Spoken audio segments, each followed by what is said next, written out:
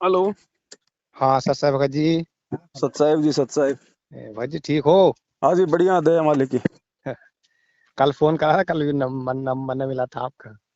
हाँ जी। हाँ। भगत जी मैं ये कह रहा था, जो अपने फेसबुक पे जो गुरुजी के जो 8 सितंबर वाली जो पोस्ट डालते हैं भगत अपने, हाँ। तो भगत जी उसमें कुछ भगत तो उसे संगीत के मतलब तौर पे कोई भजन या कोई ऐसी वो जो लगाते हैं, तो अब संगीत तो गलत है भगत जी, अपने उसमें लगाना संगीत पोस्ट में। देखो भगत जी, ऐसा है।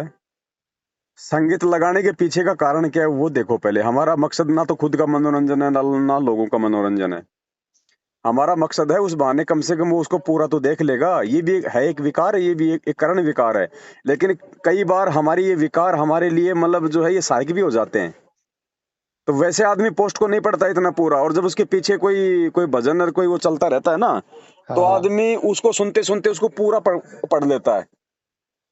ठीक है। बाकी हमारा हाँ कोई हाँ मकसद थोड़ी है कोई इस तरीके से लोगों को सुनाना, वो करना, ये करना। अब ऐसे तो भगत जी साधना टीवी पे सत्संग आता है तो क्या गुरु जी आशीर्वाद देते हैं, पीछे वो शंख नहीं बजता? आप गुरु जी के सत्संग सुनते हो इंटरनेट पे, क्या उसमें वो नहीं आता, वो म्यूजिक नहीं आता आगे पीछे पहले? हमारे घर में बर्तन खुड़कते हैं, क्या उनमें म्यूजिक नहीं है भगत जी? हम बोलते हैं, क्या ये एक शब्द नहीं है, म्यूजिक नहीं है? भाई हम क्यों प्रभावित हो रहे हैं उससे? हम इन चीजों को हम क्यों करें? हम कोई जानबूझ के तो हम कोई सुन नहीं रहे। अब आप किसी बस में जाओगे और वहां पे उसने गाड़ी चला रखी है, आप उसको रुकवा दोगे भगत जी? लेकिन भाई आप क्यों ध्यान दो उस पे? हमारी कोई रुचि नहीं बढ़नी चाहिए उसमें। लेकिन ये खाली भगत ही थोड़ी देखते हैं सोशल मीडिया पे, भगत जी जगत भी तो देखता है ना, तो जगत थोड़ी भगत है। हाँ, मैंने ये भगत जी से बात कर लो इस मामले में। कौन भगत जी? आप सही, मैंने कि आपसे मैंने भगत जी से फोन करूंगा ये उससे। भगत जी, ये कॉमन सेंस की बात है, छोटी छोटी बातें हैं। अब तुम्हें म्यूजिक से इतना मान लो डर लग रहा है, भाई लोगों को इतना वो परहेज हो रहा है, वो क्या करेंगे फिर जाके जाके? भाई म्यूजिक आप कोई मनोरंजन के लिए थोड़ी भेज रहे हैं, ये भी तो देखो ना भगत जी। अगर मनोरंजन के लिए भेजते तो पूरा का पूरा ना भेजें। हाँ ये वो तो बात बीस सही बीस है। सेकंड के, 50-50 सेकंड के, ताकि लोग उन पोस्टों को थोड़ा सा मतलब कि पढ़ लें, उनको उनको पूरा पढ़ लें उनको। कई चीजें होती है ना भगत जी, भावनात्मक रूप से हमारे को प्रभावित करती है, हमारे फायदे में होती है। अब जैसे हाँ कई बार गुरु जी के कई ऐसे सत्संग है, उनके पीछे जैसे कोई टून लगा दी जाती है वो दर्द भरी, तो हमारे भाव बनते कि नहीं बनते? हमारे आंखों में आंसू आते कि हाँ नहीं हाँ आते? हाँ तो हाँ हमारे लिए वो टून फायदेमंद है फिर नुकसानदायक रही?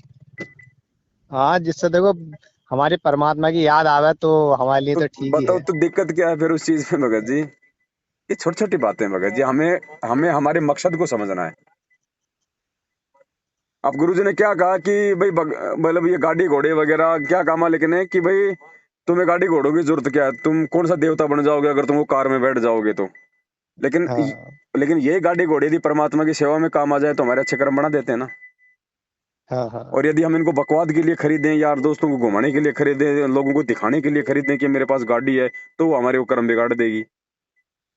तो कोई भी हाँ, चीज है उसका सदुपयोग करेंगे तो फायदा, उसका दुरुपयोग करेंगे तो नुकसान है भगत जी। बिल्कुल सही बात। तो ऐसा म्यूजिक में कोई वो बात नहीं है, इस प्रकार से म्यूजिक को समझो। और म्यूजिक, भगत जी एक बात बताओ, हम जो म्यूजिक लगा रहे हैं, हम कोई वो फिल्मी गाने तो लगा नहीं रहे भगत जी। हाँ, वो भजन के तौर पे ही है, बस बस भजन मालिक के को। तौर पे मालिक के शब्द है, मालिक की वाणी है भगत जी। हाँ, उसमें क्या दिक्कत आ गई है? ना थोड़ा सा उसमें एक आध दो संगीत जो मैंने देखे ना, उसमें थोड़ी तड़क भड़क वाली उसमें संगीत था, तो इसलिए मैंने कहा है। नजरअंदाज करो उन चीजों को भगत जी। लाखों भगत हैं, सबके विचार एक जैसे नहीं हो सकते। हाँ ये तो बात है ठीक क्या है, नहीं? खैर। अगर कोई कुछ वो तो, अगर कोई तड़क भड़क भी लगा रहा है तो उसको, उस भगत का भी लगाने का मकसद कोई और नहीं है। अगर गुरुजी के बैकग्राउंड में लगा रहा है तो भले वो तड़क भड़क का उसने लगा दिया, लेकिन उसका मकसद क्या है उस भगत का? गलतियां भगत जी सबसे होती हैं, छोटी मोटी। नाम लेते थोड़ी ना कोई राजा हरिश्चंद्र बन जाते हैं सभी। हमने भी बहुत गलतियां करी है नाम दीक्षा लेके। लेकिन जब ज्ञान हो जाएगा, एक दिन हमारे समझ में आ जाएगी, फिर गलतियां नहीं होती हैं।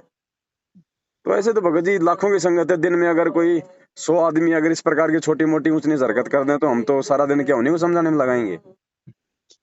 हाँ तो खैर कुछ ज्ञान भक्तों को योग खुद। बढ़ता जाएगा, धीरे धीरे उसको सद्बुद्धि मिलती जाएगी। ऐसे होता है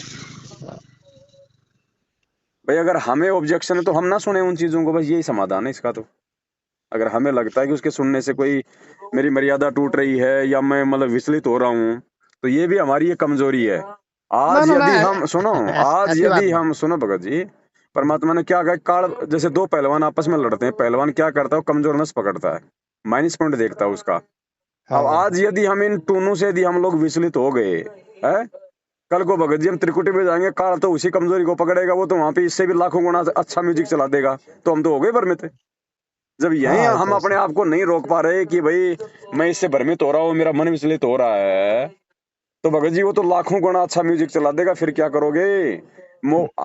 आपका मोबाइल बजता है, उसमें भी तो रिंगटोन आती है भगत जी, नहीं आती क्या? हाँ चलो तो चलो आप मत लगाओ, आप अपने रिश्तेदार को फोन करोगे, वो तो फिल्मी गाने भी लगा के रखता है, तो क्या आप उसको फोन ही नहीं करोगे? ये कॉमन सेंस की बातें हैं भगत जी, समझो इन चीजों को। हमारा मकसद है 8 सितंबर का सतगुरु प्रकट दिवस का ज्यादा से ज्यादा प्रचार हो। और परमात्मा ने कहा क्या, अगर सच्चाई के लिए आपको अगर कोई मर्यादित हद भी पार करनी पड़े ना सच्चाई के लिए, तो उसमें नुकसान नहीं है। जैसे सेव समन ने भगत जी चोरी करी थी, लेकिन उसके हाँ, चोरी करने का मकसद क्या था? परमात्मा के लिए निमित्त करी थी तो वो तो। परमात्मा ने उस चोरी को अच्छा बताया कि उसको बुरा बताया? हम्म, उसको तो मान के चलो, जब जब ठीक था, तो उचित था, फिर जब तो मालिक ने मतलब शीश लगा दिया उनका। मालिक कहते हैं इसमें दोष है नहीं भाई, चोरी कर दे दान, वो वाणी है ना मालिक की। हाँ, अगर परमार्थ के लिए अगर आप अगर आपको मजबूरन अगर आपको चोरी भी करनी पड़ जाती है, तो गुरुजी कहते हैं उसमें दोष नहीं है। ऐसा आपको झूठ भी बोलना पड़ जाता है, तो गुरुजी कहते हैं उसमें दोष नहीं है, क्योंकि वो परमार्थ के लिए उन्होंने चोरी करी थी, अपने लिए नहीं करी।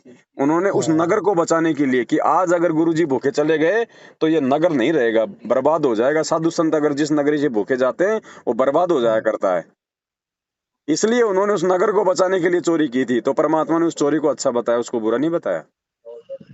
तो हमने इन चीजों पे विचार करना चाहिए। इतना बुद्धिमान समाज हो गया आज भी छोटी छोटी बातों को लेके, ऐसा ऐसा नहीं होता भगत जी, ऐसे तो हम लोग फिर बहुत ज्यादा कमजोरी रह जाएगी हमारे अंदर। ठीक है भगत जी, ठीक है। सत ठीक, साहिब। सत्संग जी, सत्संग।